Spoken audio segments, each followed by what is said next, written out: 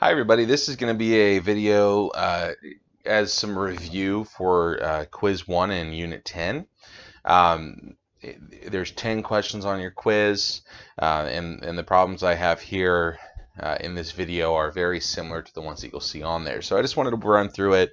I know it's been a while, so I figured this would be a nice refresher for you guys. Sorry I did not do it earlier for you. So for the first one we have here, we're given a sequence and we want to find the first 5 terms. Okay, so we need to generate these. Now, keep in mind, we start with some information here.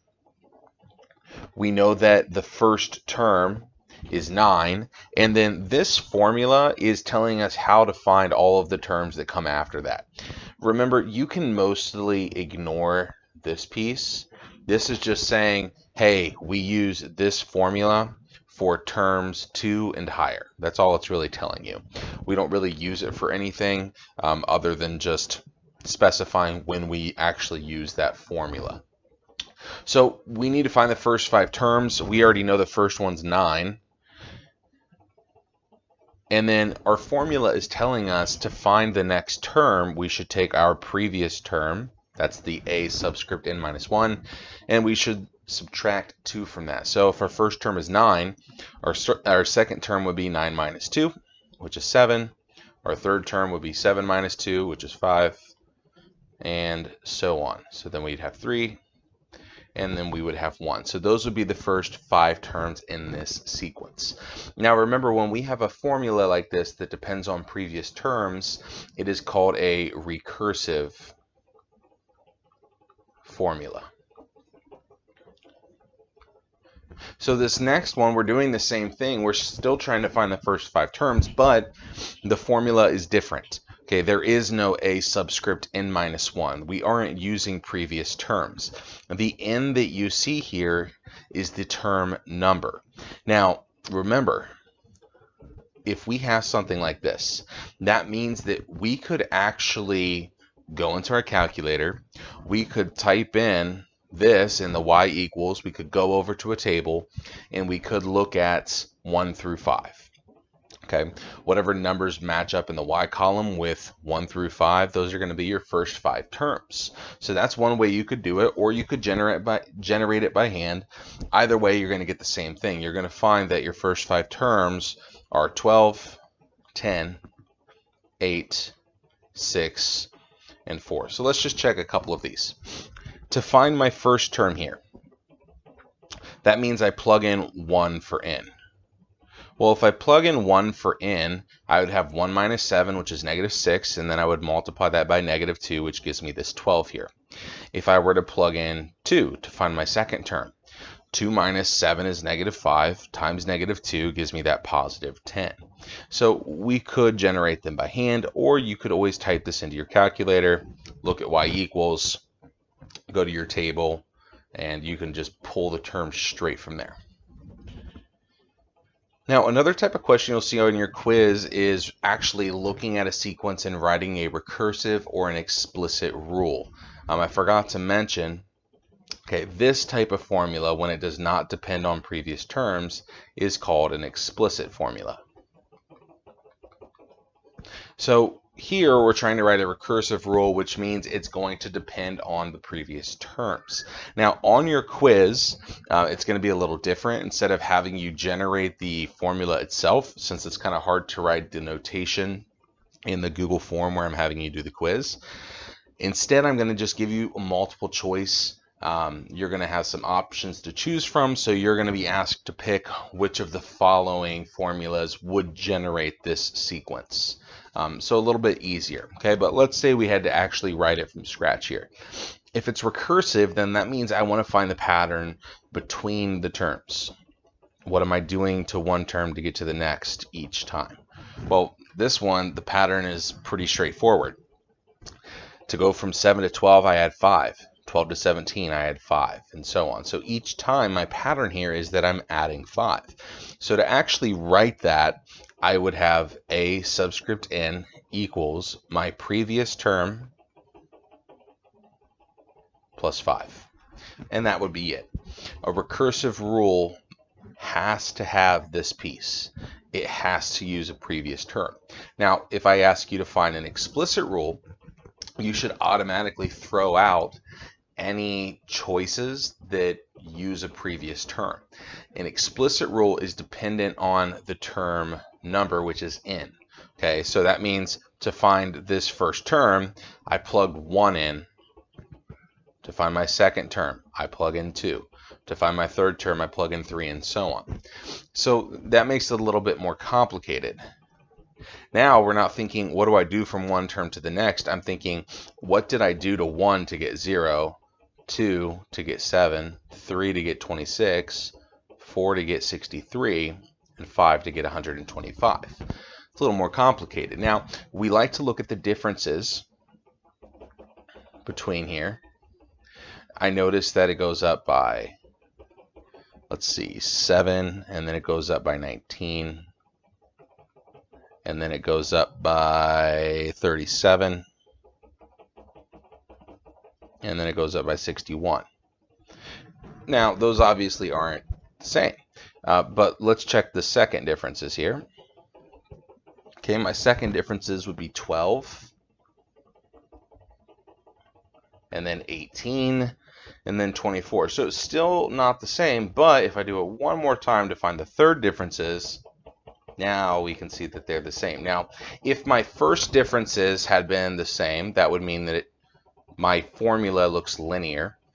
If my second differences are the same, that means that it would look quadratic. And if my third differences are the same, that means that it should be cubic. Now, that just means that we're going to cube something, and that might not be it. It might not just be cubing and that's all. There could be something else. You might multiply, subtract, add a number, something like that.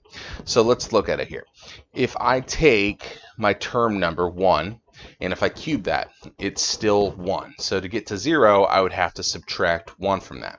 So my formula here that I'm going to test is n cubed minus 1. I just need to verify that it works for all of these other terms. So when I plug in 2, okay, if I cube 2, I get 8. I subtract 1, that's my 7. If I cube 3, subtract 1, that gives me 26. If I cube 4, subtract 1, that's my 63. Cube 5, subtract 1, that's my 124. So this formula, this explicit formula, is true for every single term that we see in this sequence. Now again, on your quiz, this is going to be multiple choice, so you'll simply have to test the formulas and see if they work. You won't have to come up with them on your own. So let's talk about some series here. Now, two ways that you can see this. You could see it as a partial sum. So if it's S subscript 7, that simply means that you are finding the sum of the first 7 terms. Now, we only have 5 of the terms written out here, but I notice that all of these numbers are perfect cubes. So it's kind of like what we just saw in our explicit formula back here. I was cubing the term number and subtracting 1. This time we're not subtracting 1, we're just cubing the term number. So my next 2 terms, based on that information, should be 216 followed by 343.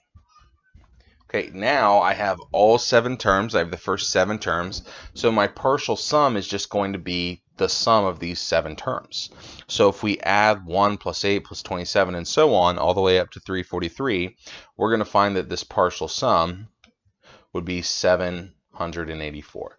So the sum of the first 7 terms in this sequence would be here. Okay, you also might see this as summation notation though. I personally think these are a little bit easier. Okay, brief rundown here. The number on the bottom tells you where your sum starts. The number up top tells you where it stops. This part here is the formula that actually generates the terms in the sequence that you're summing up.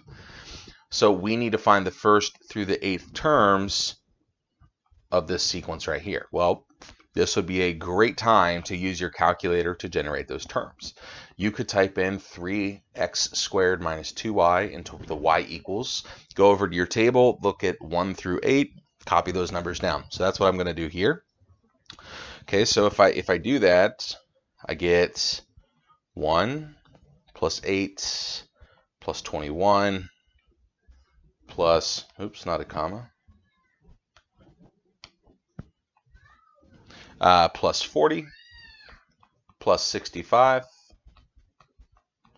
plus 96, plus 133, plus 176. So those would be my first 8 terms in the sequence there. And I put the plus signs because we're adding them up. So if we went ahead and made that calculation, we summed these up, we're going to get 540. Now, the last part of your quiz is going to get a little more specific. It's going to specifically ask you about arithmetic sequences and series. And that's when we start having some formulas come into play. Nothing so far has had a like specific process. It's a lot of pattern finding, but it's never necessarily the same. For arithmetic sequences and series, if we can recognize that something is arithmetic, we have these special formulas that come into play that help us, generate terms far out into the sequence, that help us more easily calculate the sum and so on. So that's what we're going to take a look at here.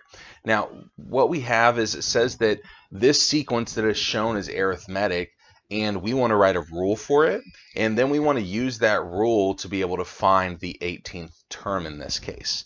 Now, the formula that you're going to use here is a subscript n equals d times n minus 1 plus a1. Remember, d is the common difference.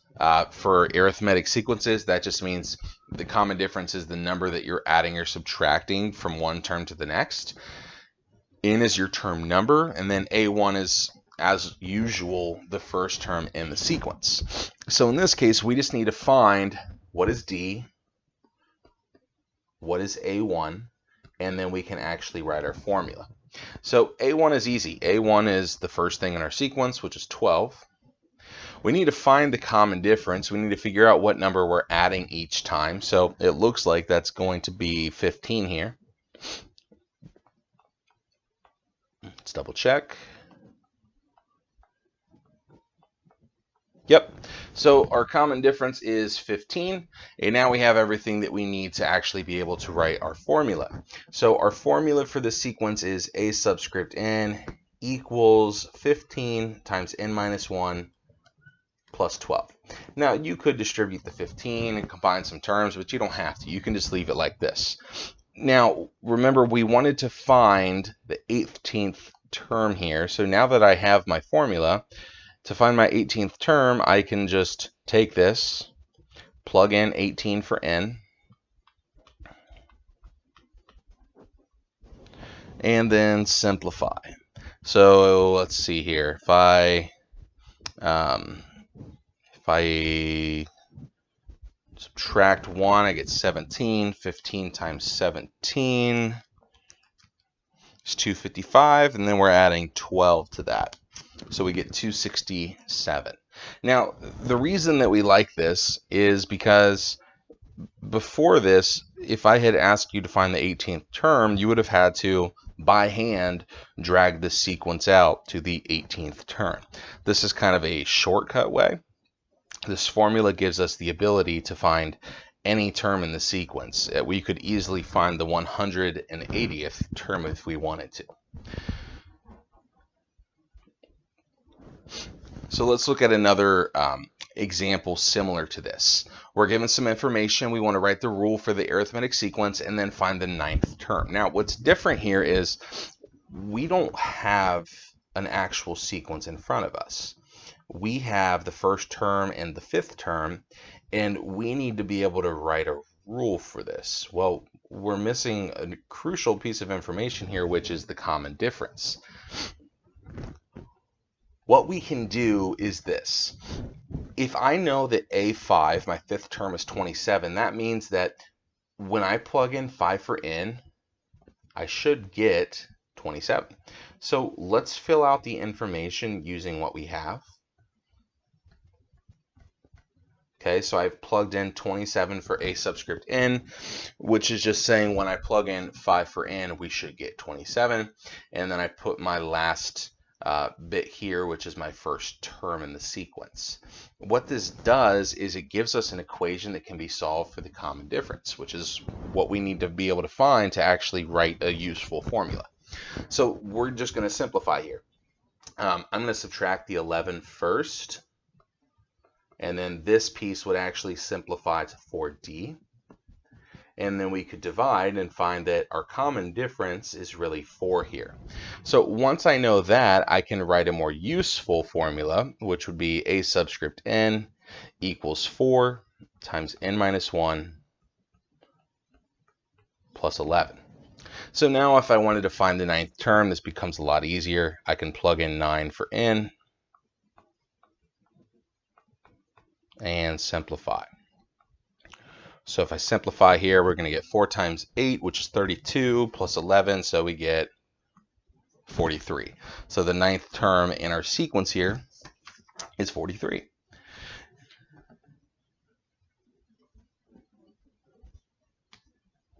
So let's talk about some arithmetic series, okay? And we're going to look at just summation notation here. So what you need to remember is that we have this formula, okay? It's given by, I'll write it up here, the number of terms times the first term plus the last term, all divided by 2. So I need to find how many terms am I summing up, what's the first term of this sum, and then what is the last term of the sum. Well, for us, we're going from the first to the 25th term, so this a subscript n is really going to be a 25. That's the last term in this sum that we're finding. Now, if we're going from the first to the 25th term, that means we're summing up 25 terms. We need to then find the first and the 25th term. The nice thing is that we are given the formula right here that generates the terms in that sequence. So if I wanted to find the first term, I can just plug in 1 for k.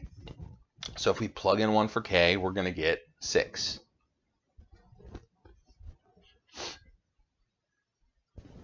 If I want to find the 25th term, I just plug in 25 for k.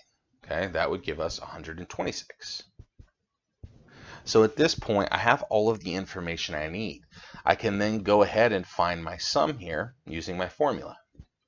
25 times C6 plus 126, all divided by 2. And if we simplify, we're going to get 1,650.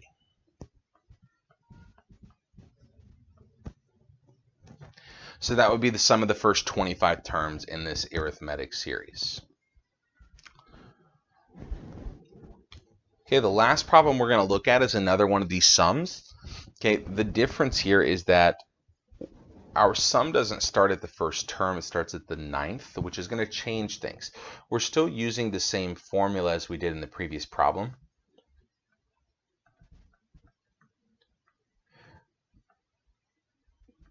What's different here is that since we're not starting at the first term, we need to be careful, first of all, about how many terms we're actually summing up. If I'm going from the 9th to the 14th term, I'm actually summing up a total of 6 terms. The other thing that's going to change is A1 isn't actually going to be the first term. It's going to be the term I start at, which in this case is the 9th term. So I'm going to need to find A9. And our last term here is going to be a 14. So I need to find the 9th and the 14th term, just like I did in the previous problem. If I plug in 9 for n here, I'm going to get negative 37. And then if I plug in 14, I'm going to get negative 67.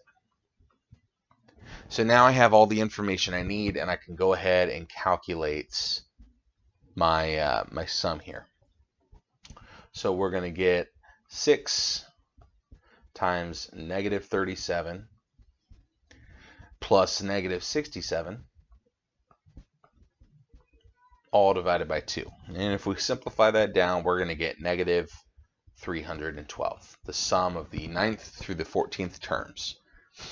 All right, guys, I hope that was helpful. Please let me know if you have any other questions, and have a great day.